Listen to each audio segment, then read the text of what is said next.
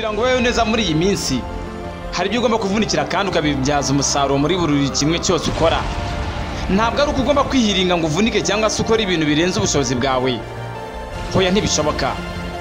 Hari ubwo abantu benshi bavuga yuko ibyo umuntu aruha akorera birangira bisize, ariko ntabwo byabuza umuntu gukora kubera yuko ibyo byatuma atera imbere mu buzima bwe bwa buri munsi. Hari abantu bagiye babihangangiye kuri iyi si dutuyeho, amazina yabo ariko na n'uyu munsi aracyari imusozi. Kuri kiganiro Inkuge Yigenga nawe ngende Alpha Nibigira, iyi ni Mbuto TV2, tugaye ikaze, amamaza kandi unakora subscribe, biraguhira kandi utere n'imbere. Isi dutuyeho iriho abantu benshi, abo bose kandi ni ingirakamaro. Muri iki gihe kandi hari abantu baba bazwi cyane ku isi, gusa kandi mu mateka yabo tugiye kukubwira hari abagenda basimburana ku munsi ukeye nuko bwije. Hari abantu babayeho kera ariko n'ubu hari abandi bakiriho, nyamara abo bose barazwi cyane ku isi. Tugiye kukubwira rero abantu 10 b'ibihangange bazwi cyane kurusha abandi kuri iyi si dutuyeho. Ku mwanya wa 10 hari witwa Gautama Buddha. Uyu nguyu baramuzi cyane, azwi cyane ku mazina nka Siddhartha Gautama cyangwa se umwite Sakyamuni Buddha. Ayo n'amazina yose yombi. Akaba azwi cyane ku izina rya Buddha. Yavukiye mu gihugu cya Nepal, nuko apfira mu Buhinde afite imyaka 80 y'amavuko. Bagendeye ku nyigisho za Buddha bagiye bashinga amadini menshi y'Ababuddhism. Byavuye kuri uyu nguyu rero Gautama Buddha, maze yitirirwa iri dini ry'Ababuddhism. Yarivugiye ati, I teach because you and all beings want to have happiness and want to avoid suffering. I teach the way things are. Ni bamwe mu magambo akoreshwa mu gitabo cy'Ababuddhism cyangwa se Ababuddhiste bakoresha mu idini rya Buddhism muri Buddha. Uyu mugore rero yaramamaye cyane bituma banamukunda cyane, na n'uyu munsi baramusenga. Ku mwanya wa 9 haza Princess Diana. Princess Diana cyangwa se igikomangomakazi nuwo mu miryango y'ibwami mu Bwongereza. Yavutse mu mwaka w'1961, apfa mu mwaka w'1997. Akaba yaritwaga Diana Frances Spencer. Yaramenyekanye cyane. Ni umugore kandi w'igikomangoma Charles, akaba na nyina w'igikomangoma William ndetse n'igikomangoma Harry. Charles akaba ariwe mwana mukuru w'umwami wari umwamikazi wa Elizabeth wa kabiri uherutse gutanga. Charles uyu munsi nyuma yo kuba igikomangoma mu n'umwami w'Ubwongereza ndetse n'ibindi bihugu byose byometse kuri ubu bwami bw'Ubwongereza. Ku mwanya wa 8 haza Shah Rukh Khan. Abareba amafilimi benshi baramuzi, azwi cyane nka Shah Rukh Khan, ariko ubundi amazina ye yitwa SRK. Ni umukinnyi wa filime wo mu Buhinde, akaba yarakoraga ndetse n'imyiyerekano kuri televiziyo. Yamenyekanye kandi mu binyamakuru nk'umwami wa Bollywood, umwami Khan. Yagaragaye muri filime zirenga 80 zose muri Bollywood. Nako kandi yahawe n'ibihembo bijyanye cyane no gukina filime birenga 14 byose. Shah Rukh Khan, SRK, byose arabizi byose. Ku mwanya wa 7 haza Elvis Presley. Uyu nguyu yari umuhanzi akaba n'umukinnyi wa filime ukomoka muri Amerika. Yamenyekanye cyane nka The King, umwami. Yarazwiho cyane kuba yarakoraga ibihangano bikomeye cyane birimo Heartbreak Hotel, hakaza Hound Dog, hakaza Jailhouse Rock, hakaza Love Me Tender. Izo nimbo zose zarize. Elvis yagaragaye muri filime yamenyekanye cyane nka Love Me Tender, nuko aha agaciro cyane gukina filime kurusha gukora umuziki we yarasanzwe akora. Elvis Presley yapfuye cyangwa se yavuye kuri iyi si mu mwaka w'1977. Byari bitewe n'indwara y'umutima yaturutse cyane ku gukoresha ibiyobyabwenge birengeje urugero ndetse no kurya ibiryo byinshi bituma yitaba Imana. Ku mwanya wa 6 urasanga Ibrahim Lincoln. Uyu nguyu yabaye perezida wa 16 wa Leta Zunze Ubumwe za Amerika. Yayoboye kandi kuva muri Werurwe mwaka w'1861 kugeza yishwe muri Mata mu mwaka w'1865.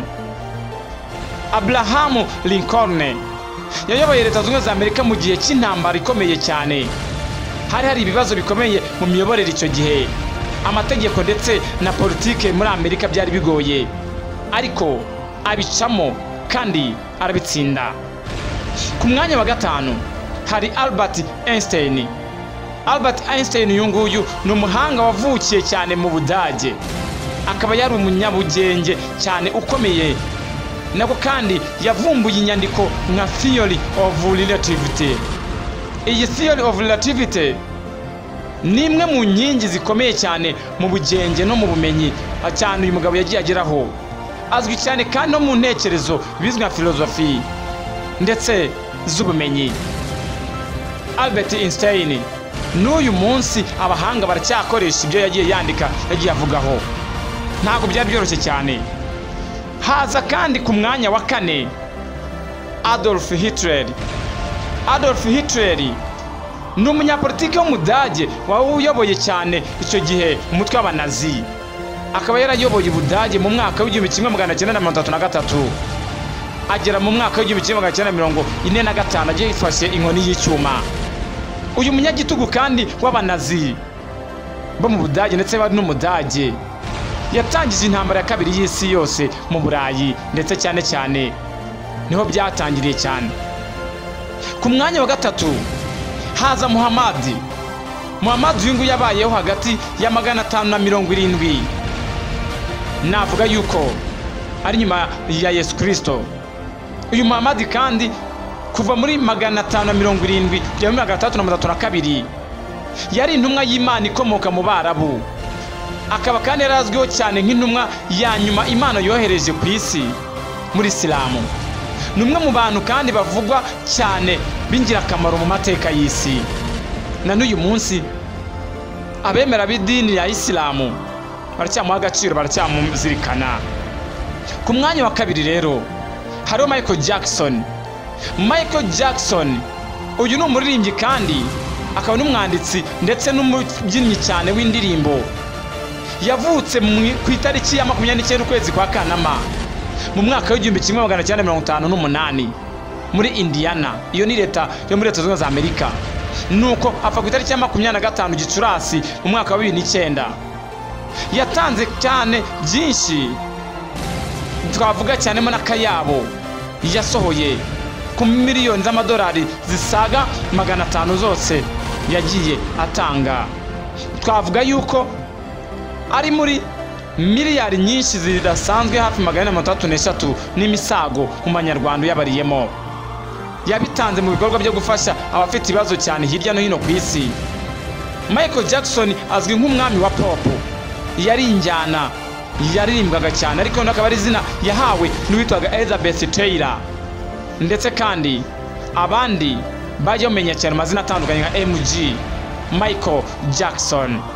Niwe kandi kugeza ubu ngubu ufite album y'indirimbo yagiye agurisha cyane hirya no hino hatandukanye ku isi. Navuga nka Thriller yagurishije mu mwaka w'1982. Yanahawe n'umudari wa Platinum inshuro zya kuri 30 mu ntangiro za 2016. Album ze kandi uyu mugabo harimo nka Bad, hakaza Dangerous, hakaza History, ndetse ni na zimwe mu zikomeye cyane na n'uyu munsi zikiri mu mateka y'abacuranzi muri iyi si dutuyemo. Nyamara benshi baramwumva bakanamwubaha. Jackson niwe muhanzi w'umwirabura amashusho ye yacishijwe cyane bwa mbere kuri MTV. Kubera ibyo ngibyo rero byanatumye hakurwaho cyane ikibazo cyazaga mu muziki ukorwa cyane n'abirabura. Kubera umuziki we n'amashusho yakoraga byahinduye isi mu njyana ya pop, byatumye isi igenda yaguka cyane, bituma agenda bikihanganye ndetse n'icyamamare mu buryo budasanzwe.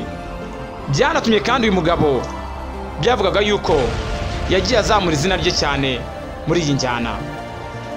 Kubw'ibyo kandi ndakubwira yuko bitari byoroshye yuko uyu mugabo akora umuziki. Bamwe muri Amerika bari bazi neza ko ari umwirabura, ariko ibyo byose kubera umuziki we n'amashusho yakoraga byagiye bihindura igisi cyane. Jackson cyane mu mibyinire cyane yagiye amenyekana cyane nko muri Moonwalk, ajya hitwa Run, ajya Sidewalk, ajya Thriller Dance, zose zari injyana byiniraga cyane kandi akavuga yuko yari umuhanga cyane mu kubyina muri izi mbyino. Hanagaragara kandi ikindi navuga cyabaye nk'imyambaro idasanzwe abaga afite cyane nka black hat, white squint, glove, military jackets. Iyo yari imyambaro yambaraga kandi bigatuma abantu bose bamukunda. Yagiraga ijwi rye cyane ryihariye mu muziki, hamwe n'indirimbo nka Off the Wall, Don't Stop Till, cyangwa se Don't Stop Till You Girl Enough. Hakaza Thriller, hakaza Bria, hakaza icyo bita Bria Ja, ndetse kandi na Beat It, Bad, The Way, You Make Me Feel, Man in the Mirror. Izo ndirimbo zose zatumye akundwa, ukanongereraho n'izindi ndirimbo zitandukanye zirimo nka Heal the World, hakaza Black or White, hakaza Remember the Time, hakaza Us Song na They Don't Care About Us. Zo ndirimbo zose zari zikunzwe za Michael Jackson. Michael Jackson kandi numwe mu bantu bagaragaye cyane mu mateka y'isi, banabashije kuba yagera kuri byinshi cyane nkuko byagiye bivugwa n'igitabo cya Guinness Book of Records. Iki gitabo cyane cy'abanyabigwi cya Guinness cyamuvuzeho cyane, ndetse n'umwe kandi mu bahanzi bagurishije ibihangano byabo cyane neza bibihe byose. Michael Jackson yari igihangange. Ku mwanya wa mbere rero haza Yesu Kristo, abandi bati ni Yesu Kristo. Aba bombi cyangwa se amazina yombi n'ay'umuntu umwe, ariko kubw'imyemerere y'idini runaka bamwitwa bashaka. Yesu Kristo cyangwa Yesu Kristo yavukiye i Bethlehem muri Palestina, yabyawe na Mariya nk'uko Bibiliya ibivuga, yasamwe kandi kubw'umwuka wera.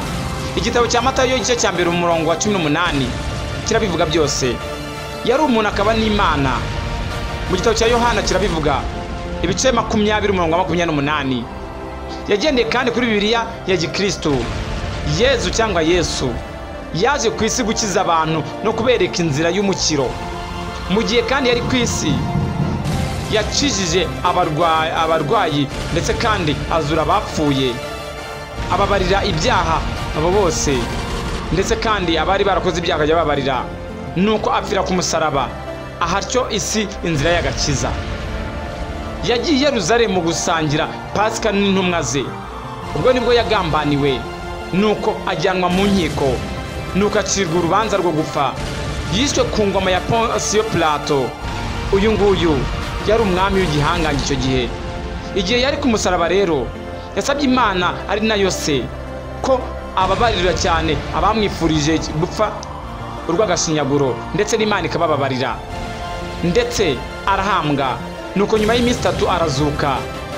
Nakubwira yuko rero ibi byose byabaye kuri uyu mugabo, bituma izina rye na n'uyu munsi rikiri mu mitwe y'abantu. Aba bagabo bombi uko ari babiri tubusorejeho, Michael Jackson, Yesu Kristo, aba bombi amateka yabo ndayaguha. Michael Jackson, umuhanzi wakomeye cyane, umwami w'injyana ya pop, yavukiye mu mujyi wa Gary ho muri leta ya Indiana, nabivuze haruguru, imwe mu zigize leta zunze ubumwe za Amerika. Iyi leta niyo yavukiyemo.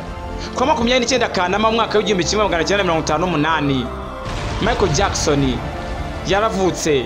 Avuga ku babyeyi bombi barimo Joe Jackson na Catherine Jackson.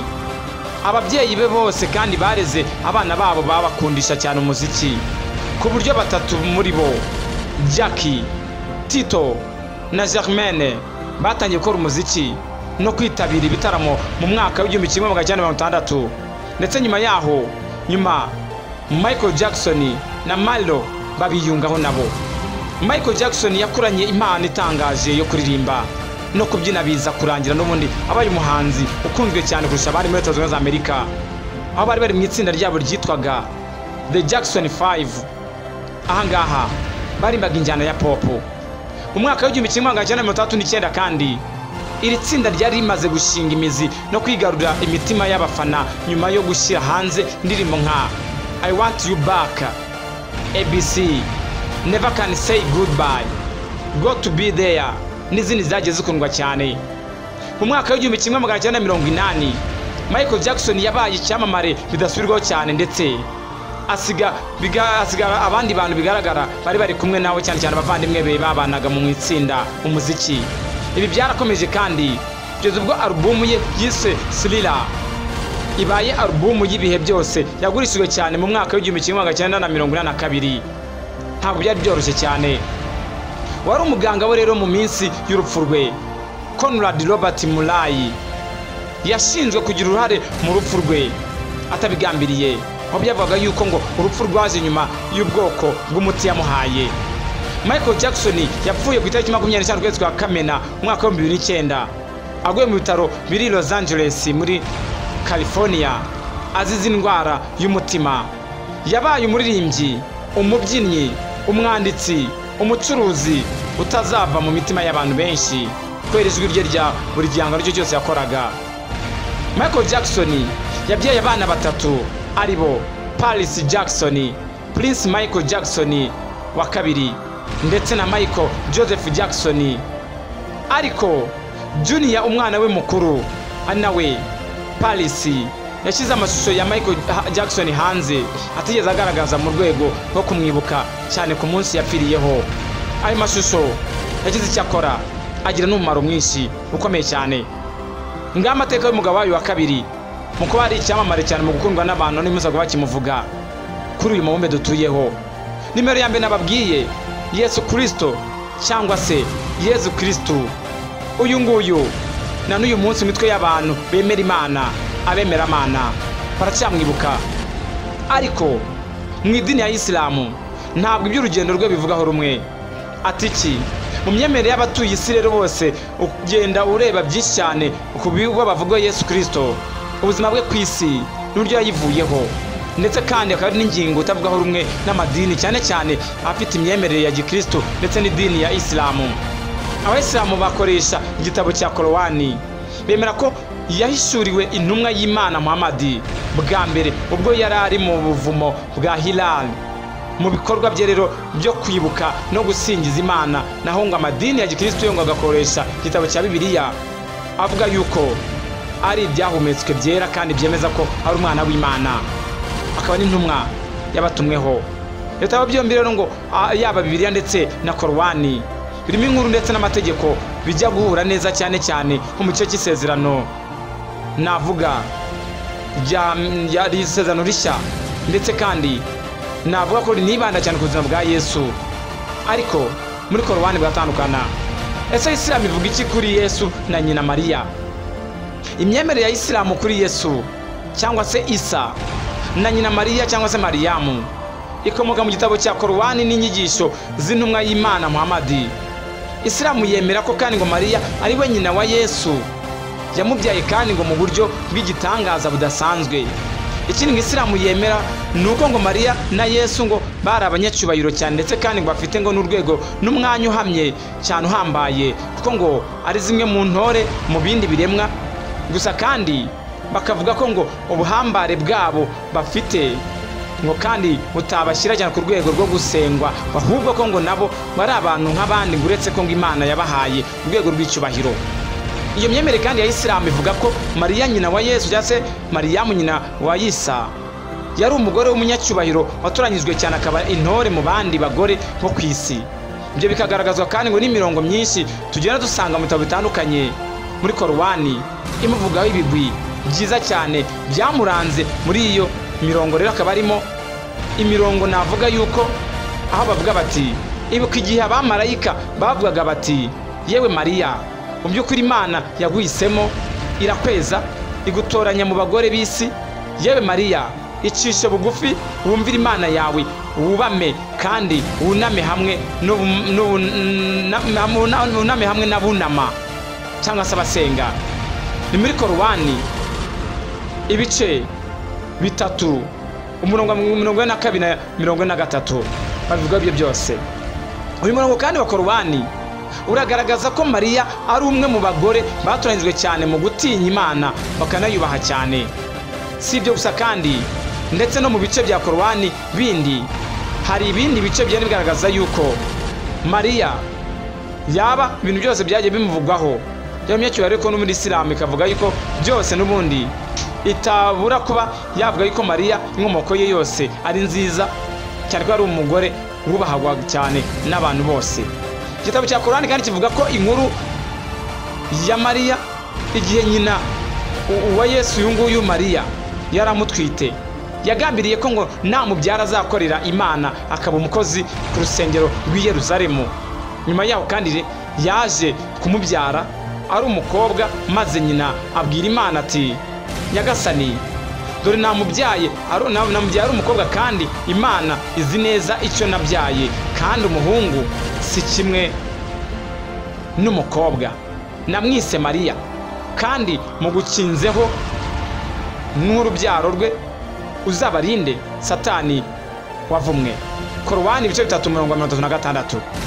Imyemerere ya Isilamu se ubundi ku buzima bwa Yesu n'iherezo rye bivuga iki cyangwa se babivugaho iki? Korowani igaragaza ko Yesu yabayeho ari umunyacyubahiro, yahawe ubutumwa akiri mu mwana muto cyane. Imana yamwigishije igitabo ndetse kandi n'ubugenge imuhishurira igitabo cy'ivanjiri nk'uko byagiye bigaragazwa mu mirongo ya Korowani ikurikira igira iti: Imana yamwigishije igitabo n'ubugenge, imwigisha igitabo cya Taurati n'ivanjiri. Korowani ibice 348 barabivuga gutyo. Uyu murongo kandi uragaragaza ko Yesu yigishijwe ibyari mu gitabo cya Taurati cyamanuriwe cyane intumwa Musa, nk'uko Isilamu ibyemera, akanahishurirwa cyane igitabo cy'ivanjiri cyari gikubiyemo inyigisho z'amategeko cyane byari binaturutse ku Mana kugira ngo biyobore abantu inzira nziza y'ukuri. Yesu rero cyangwa Isa yakomeje ngo kugenda abwiriza ubutumwa yahawe n'Imana, ikanamwohereza ku Bayisiraheli bari batuye muri ibyo bihugu by'aho ngaho mu Barabu. Binasobanura ko ngo ubutumwa bwa Yesu bwari ubw'Abayisiraheli gusa, nk'uko ngo bigaragazwa cyane n'amagambo y'Imana muri Korani, aho agira ati ni intumwa ku Bayisiraheli gusa. Korowani ibice 339. Imyemerere ya Isilamu rero ivuga ko kandi ubwo butumwa ngo bwa Yesu yabushimangiye akoresheje ibitangaza byinshi bitandukanye kandi bidasanzwe, kugira ngo abo yaratumweho babone yuko ngo yahawe imbaraga n'ubushobozi birenze ibyo bari bazi, maze ibyo bitume bamwemera ko ibyo avuga ari ukuri guturutse ku Mana. Muri ibyo bitangaza kandi Yesu yakoze twavuga nko kuba Yesu yaratangiye kuvuga ari uruhinja, ndetse bigashimangirwa n'amagambo y'Imana muri Korowani, aho yagize ati azavugisha abantu mu buto no mu bukuru, muri Korowani ibice 336. Isilamu ivuga ko kandi Yesu yagiye avura zimwe mu ndwara zitandukanye zananiye abaganga. Niyo mpamvu yagiye avura benshi, akazura abapfuye. Ibyo rero bigashimangirwa cyane na Korowani, aho yagiye ivuga iti nyiza ubuhumyi n'ibibembe kandi nzura abapfuye ku bushobozi bw'Imana. Imyemerere ya Isilamu kandi ivuga ko ngo hari n'ibindi byinshi Yesu yakoze, ariko atabikoraga ku bw'imbaraga n'ubushobozi bwe, ahubwo ngo byabaga ari ku bw'Imana, kugira ngo bibe gihamya ku bantu ko ibyo azanye ari ubutumwa bw'Imana bw'ukuri. Ikindi nuko kandi intumwa yoherezwaga cyane ku bantu yabakoreraga ibimenyetso n'ibitangaza bigendanye n'umwuga wabo, ari nabyo kandi intumwa yakoraga nayo byabaga birenze ubushobozi bafite, kugira ngo babone ko ngo ntawe ushobora kubigira keretse abihawe n'Imana yose ishobora byose. Isilamu ivuga ko kandi Yesu yakomeje kubwira abantu ubutumwa yahishuriwe, ariko nk'uko byagendekeye cyane izindi ntumwa z'Imana ni nako byabaye. Hari bamwe kandi bamuhakanye, barwanya ubutumwa bwe, baranamwanga, baramugambanira kugeza ubwo bateguye imigambi mibisha yo kumwica no kumubamba, ariko ntibabigeraho. Aha ni ryo zingiro cyane ryo kutumva ngo ibintu kimwe n'amandi madini ya Gikristo ndetse na Isilamu, ko ngo iyo bavuga Imana yamukijije, ahanini bumva ubusabe bwe n'akababaro ke no gutakamba kwe k'umukunzi wayo ikamurinda kwicwa no kubambwa nk'uko ngo bari babiteguye. Ibi bishimangirwa kandi na Korowani aho Imana igira iti nk'uko bigamba bavuga bati mu by'ukuri twishe intumwa y'Imana Yesu mwene Mariya. Nyamara ntibigeze bamwica, nta nubwo bamubambye, ahubwo bageranijwe cyane n'undi muntu, ndetse nabo ubwabo uwo bishe bamushidikanyijeho kuko ngo nta bumenyi bari bafite uretse gukurikira ibyo bakeka, kandi uwo bishe ntibari bazi neza ko ari Yesu. Korowani ibice 4 umurongo w'157. Abayisilamu ku iherezo rya Yesu bavuga ko abashatse kumwica no kumubamba batigeze babigeraho, ngo ahubwo ngo Imana yamutabaye iramukiza. Iyi shusho ye umwe mu bigishwa be bari bahari, maze abari we bica baranamubamba bazi ko ngo ari we Yesu. Naho Yesu we ngo bakavuga ko Imana yamuzamuye mu ijuru baramubura, nk'uko Imana ibishimangira muri Korowani igira iti igihe Imana yabwiraga Yesu iti mu by'ukuri ngiye gugusinziriza nkuzamura iwanjye maze ngukize ba bandi bahakanye ukwemera kwawe. Korowani ibice 355. Ese Bibiliya yubivugaho iki nyuma ya Korowani? Bibiliya yigisha ko Yesu yabaga mu ijuru mbere yuko aza ku isi, kandi akaba ari umwana w'Imana ikunda ikanamwishimira. Mika yahanuye ko Mesiya ari kuzavukira i Betelehemu, kandi yanavuze ko ngo yabayeho uhereye mu bihe bitarondoreka, aho muri Mika ibice 5 umurongo wa 2 habivuga hatyo. Nyamara abakristo bavuga ko ngo ari kenshi cyane Yesu ngo ubwe yagiye yivugira ko ngo yabanje kuba mu ijuru mbere yuko ngo avuka, ari n'umuntu mu isi, ko ngo kuri bo ari Imana yigize umuntu nibashe kwegera abantu bayo. Muri Yohana ibice 3:13 n'ibice 6:38 ndetse n'ibice 62 ugakomeza n'ibice bindi biri imbere, bakomeza bavuga yuko igihe Yesu yari ikiremwa cy'umwuka mu ijuru yatanye n'Imana ubucuti bwihariye. Inyandiko za Bibiliya zivuga ko kandi Yesu yavuye mu ijuru ku bushake maze aza ku isi aba umuntu. Aho Imana ngo yabikoze nk'igitangaza, ifata ubuzima bw'umwana wayo w'imfura ibwimurira mu nda y'umuyahudikazi wari isugi witwaga Mariya.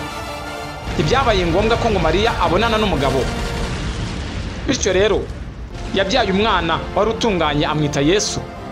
Ni muri Luka igice cya mbere umurongo wa 335 nuko babivuga.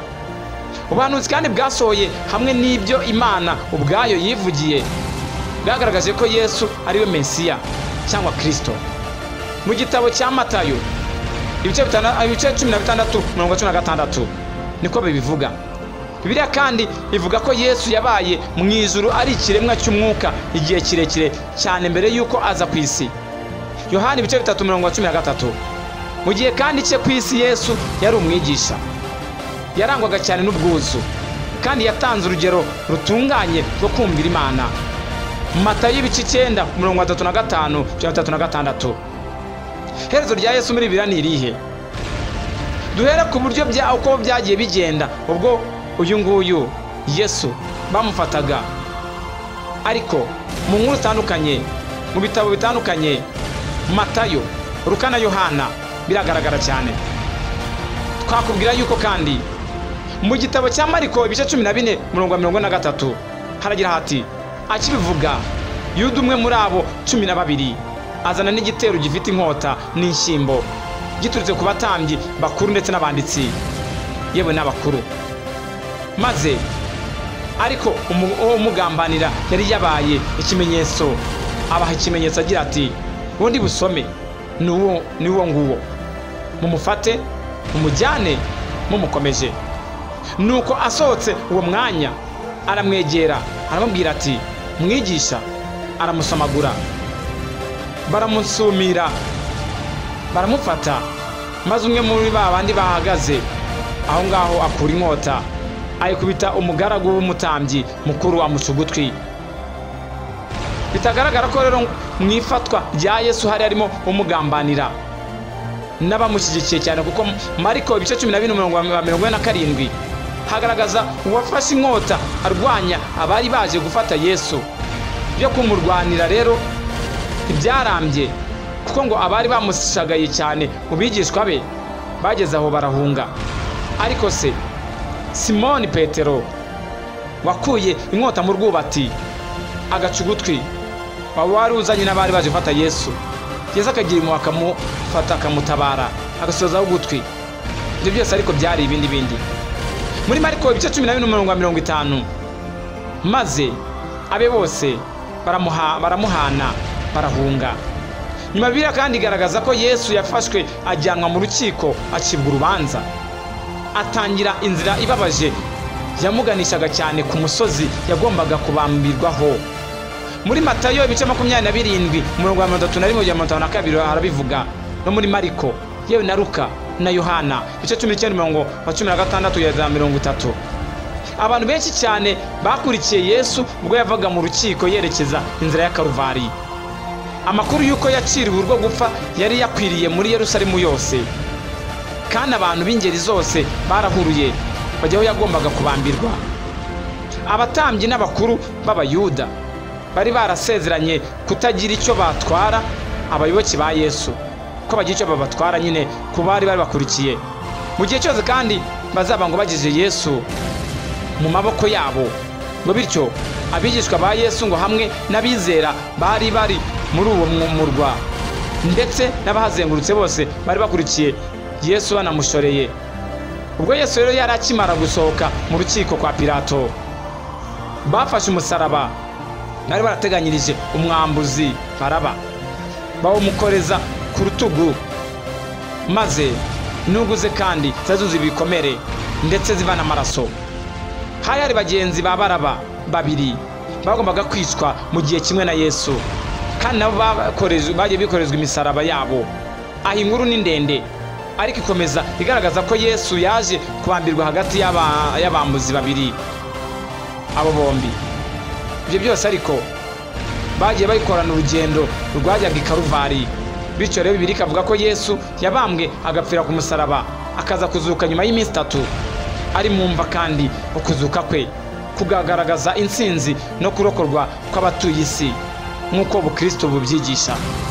Ibitabo bitagatifu kandi Bibiliya, Korowani, byombi bigaragaza ko byemera Yesu, bigatandukanira cyane ku buhambare bwe no ku buryo yavuye ku isi. Inyandiko kandi igamije kwereka abasomyi icyo ibyo bitabo bitagatifu bivuga kuri Yesu na nyina Mariya, maze amahitamo yabo ahari akaba ubwawe nanjye ugomba kumenya ngo ibi ni ukuri cyangwa se nakurikiza ibi ngibi, ibindi mbireke bitewe n'imyemerere yawe. Ni ikiganiro Inkuge Yigenza kuri Butu TV2. Nanjye nari Alpha Nibigira. Komeza ugubwe neza cyane, turagushimiye.